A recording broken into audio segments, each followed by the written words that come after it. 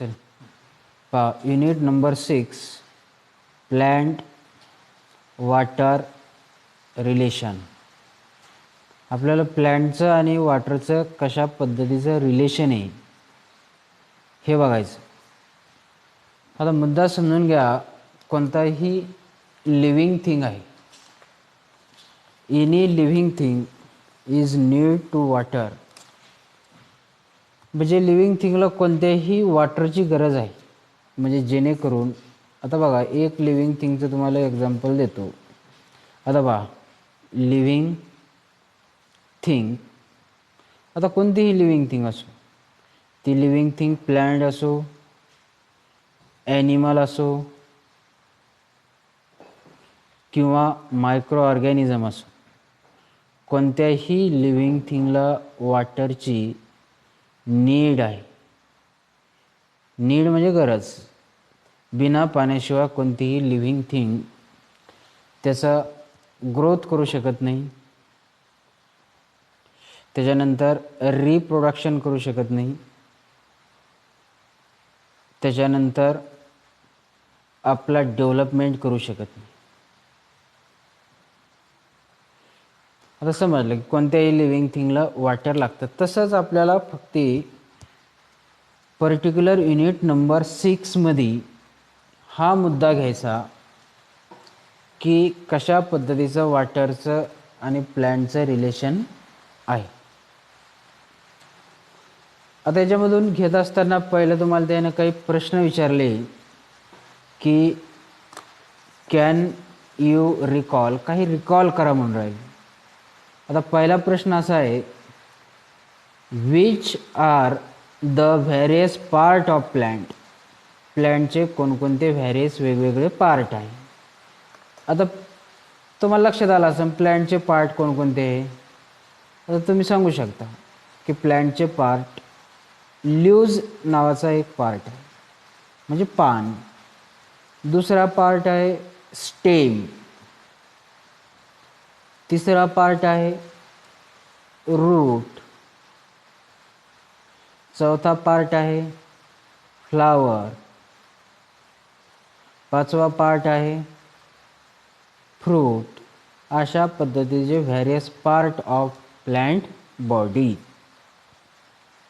आता पहिला प्रश्न तुम्हाला अंडरस्टँड झाला की पार्ट ऑफ प्लांट बॉडी म्हटल्यानंतर तुम्हाला लगेच सांगू शकता तुम्ही, लीव्ज आहे, स्टेम आहे, रूट आहे, फ्लावर आहे आणि फ्रूट आहे.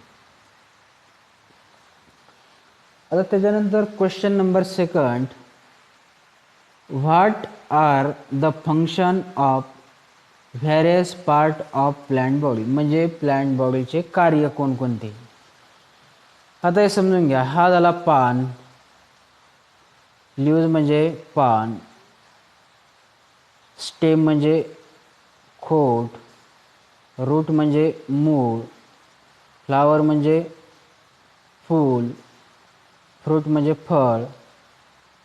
अशा पद्धतीचे. आता याचे कार्य कोणकोणते आहे. सेकंडमध्ये तुम्हाला क्वेश्चन विचारला की याचे फंक्शन काय आहे, की विच ऑफ द फंक्शन, कोणकोणते याचे फंक्शन आहे म्हणजे याचे कार्य काय आहे. फंक्शन म्हणजे कार्य. आता बा लीव्जचं कार्य काय आहे, की लीव्जचं कार्य आहे महत्त्वाचं फोटोसिंथेसिस म्हणजे प्रकाश संश्लेषण करणे, म्हणजे सनलाईट मिळवून. आता हा झाला, तुम्हाला एक्झाम्पल सांगतो, हा झाला सूर्य आणि हा झाला लीव्ज. सूर्यापासून पडणारा प्रकाश काय करणे, ऑब्झर्वेशन करणे, ऑब्झॉर्प्शन करणे म्हणजे शोषून घेणे. हा एक फंक्शन लीव्जचं महत्त्वाचं. दुसरं फंक्शन असं आहे की गॅसेस म्हणजे वायू exchange two is absorption of carbon dioxide, म्हणजे कार्बन डायऑक्साईड ल्यूज काय करतो, ऑब्झर्व करतो म्हणजे शोषून घेतो, आणि रिलीजिंग ऑफ ऑक्सिजन, म्हणजे कार्बन डायऑक्साईड शोषून घेणार आहे आणि ऑक्सिजन रिलीज करणार, हे दोन महत्त्वाचे फंक्शन आहे. त्याच्यानंतरही त्याचं फंक्शन आहे की प्रोड्युसिंग इन फूड. दुसरं फंक्शन आहे स्टेम, सपोर्ट करतो म्हणजे पानाला धरून ठेवणे. त्याच्यानंतर खोड आपलं रूटला धरून ठेवणे. त्याच्यानंतर root that is absorption of water and mineral. लगेच लक्षात येतं की रूटचं काय कार्य आहे, की रूटचं हे दोन कार्य आहे, absorption of water and mineral.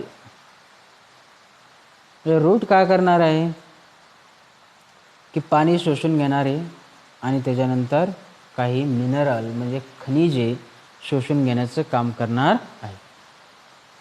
आता वॉटर म्हणजे काय की फॉर्म्युला H2. आता काही मिनरल आहे की तुम्ही जसं की झिंक आहे, मॅग्नेज आहे, सल्फर आहे, हे जमिनीमधून शोषून घेणार आहे. Support use flower that function is important is producing into fruit. म्हणजे फळ तयार करण्यास फ्लावर काय करणार आहे, मदत करणार आहे. दुसरी गोष्ट आहे flower with the help of supporting crossing. प्लॅनला क्रॉस करण्यासाठी, आपलं फ्लावरला क्रॉस करण्यासाठी बी सुद्धा काम करणार आहे. आता फ्रूट माहिती आहे तुम्हाला. आपण आता फ्रूटचं काय करतो की fruit that use of eating, म्हणजे कोणताही ॲनिमल त्याला खाण्याची मदत करतो. त्याच्यानंतर क्वेश्चन नंबर 3 तुम्हाला पडलेला आहे. Which plant tissue are involve in the transport of water and mineral. Tissue कशा पद्धतीचा ट्रान्सफर करतो water and mineral. That cell to cell communication. आता टिश्यू म्हणजेच काय, ही झाली सेल. सेल इज, जर तुम्हाला सेलची डेफिनेशन विचारली तर लगेच माहिती आहे, structural and functional unit of the life. आणि टिश्यूचे विचारले तर bunch of cell is called as tissue. म्हणजे अनेक सेलपासून काय तयार होतो, आपला टिश्यू तयार होतो. ही झाली एक सेल. आणि अशा मेनी सेल म्हणजे अनेक सेल ज्यावेळेस एकत्र येईल त्यावेळेस टिश्यू तयार येईल. तसा टिश्यू तयार होणार नाही. आणि अनेक टिश्यू एकत्र आले तर काय तयार होईल, आपला ऑर्गन तयार होईल. लाईक ऑर्गन म्हणजे काय, समजा आपण प्लॅन्टच्या रिलेटेड ऑर्गन म्हणलं तर हे सर्व ऑर्गन आहे. ल्यूज प्लॅन्टचा एक ऑर्गन आहे, स्टेम प्लॅन्टचा एक ऑर्गन आहे, रूट प्लॅन्टचा एक ऑर्गन आहे. असे ऑर्गन सेल, मेनी सेल एकत्र आल्या टिश्यू, अनेक टिश्यू एकत्र आले त्यावेळेस ऑर्गन, आणि असे अनेक ऑर्गन एकत्र आले म्हणजे हे सर्व जर ऑर्गन एकत्र आले तयार होतो आपला ऑर्गॅनिझम. बरोबर आहे. आता प्लॅन्ट एक का झाला, ऑर्गॅनिझम झाला. तसाच ॲनिमल एक का झाला, ऑर्गॅनिझम झाला. आता ॲनिमल ऑर्गॅनिझम कोणत्या ऑर्गनपासून तयार होईल, दॅट्स लाईक. आता समजा आपण एक्झाम्पल घेऊ ह्युमन. आता ह्युमनला कोणकोणते ऑर्गन आहे हार्ट एक त्याचं ऑर्गन झालं. दुसरं ऑर्गन झालं लिव्हर. Next stomach. त्याच्यानंतर स्मॉल इंटेस्टाईन. त्याच्यानंतर लार्ज इंटेस्टाईन. अशा पद्धतीच्या ऑर्गनपासून काय तयार झाला, आपला ऑर्गॅनिझम तयार झाला. आणि हे सर्व ऑर्गॅनिझम एकमेकाशी काय असते, कनेक्ट असते. आणि transporting of water molecule and some gases, म्हणजे तुम्हाला आता या गोष्टीमधून काय झालं की तिन्ही क्वेश्चन क्लिअर झाले. Use your the brain power. तुम्हाला थोडंसं ब्रेनला आता टेन्शन द्यायचं आहे. We know that we need a water pump to lift water at top to a building, but how goes not plant the water from soil up to canopy without in pump. आता तुम्हाला त्यानं थोडासा brain use करायला सांगितलं आणि त्या ब्रेनमध्ये सांगितलं की आपण ज्यावेळेस बिल्डिंगवर पाणी नेतो त्यावेळेस आपल्याला वॉटर पंपनं पाणी नेतो. म्हणजे आपण मोटर लावतो आणि मोटर लावल्यानंतर आपल्या टाकीमध्ये ॲटोमॅटिक पाणी जातं. त्याच्यासाठी तुम्हाला लागणाऱ्या गोष्टी म्हणजे मोटर आहे, मोटरला लागणारी पुन्हा इलेक्ट्रिसिटी आहे, असले की तुमचं ॲटोमॅटिक पाणी जातं.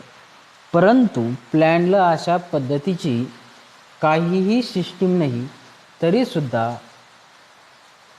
प्लॅन्टकडं तर पंप नाही. आता रूटपासून प्लॅनला वरच्या पानापर्यंत पाणी पोचायचं तर त्याच्याकडं पंपसुद्धा नाही, तर मग तो कशा पद्धतीनं पोचू शकतो. तर प्लॅन्टकडं पोचू शकण्याचं त्याचं उत्तर असं आहे की प्लॅन्टकडं दोन सिस्टीम आहे. झायलेम नावाची सिस्टीम आहे आणि फ्लोएम नावाची एक सिस्टीम आहे. झायलेम नावाची आणि फ्लोएम नावाच्या सिस्टीम काय करत्या, प्लॅनला वॉटर अँड मिनरल वर पोहोचण्याचं काम करते.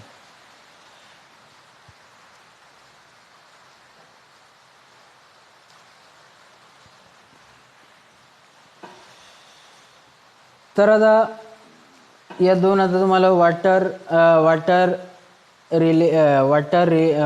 प्लॅन्ट वॉटर रिलेशन इथपर्यंत एक क्वेश्चन लक्षात आहे. आता त्याच्यानंतरचा नेक्स्ट जे आहे, आता आपण मुद्द्यावर येणार टॉपिकवर, ते आपण आता नेक्स्ट लेक्चरमध्ये बघू.